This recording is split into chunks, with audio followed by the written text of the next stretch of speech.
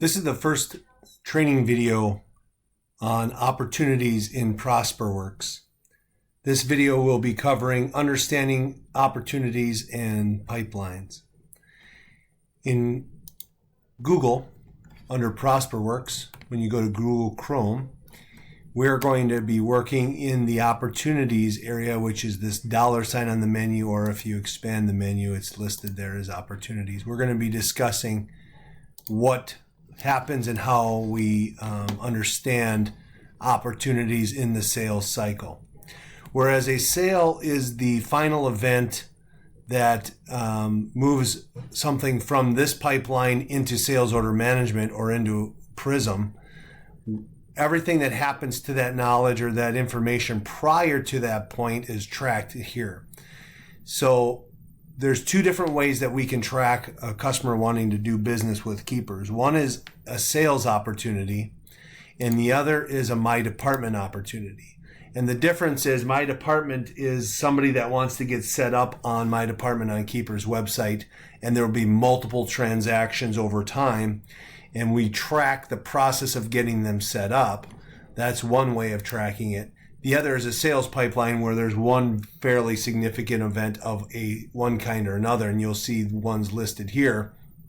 It might be a uniform fitting, it could be a gun quote, it might be a SWAT team event, tactical armor, Class A, any of those types of events that would constitute an opportunity for a sale.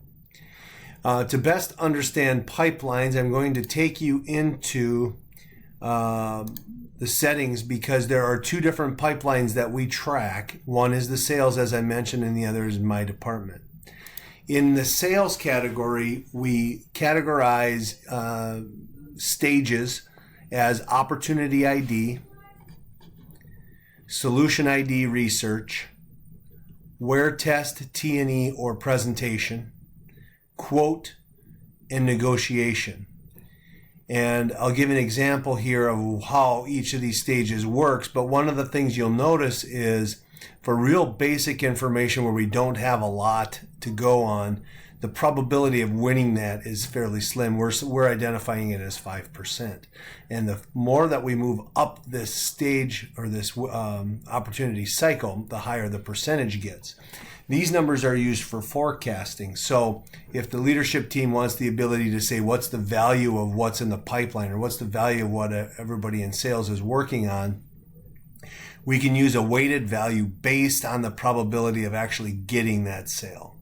Okay, so opportunity ID would be something like, I'm in a conversation with a customer and they indicate that their SWAT team is due for armor in 2018. I would go into Prosperworks and I would create an opportunity, which will be on a subsequent video, but I would create an opportunity called SWAT team armor for ABC agency.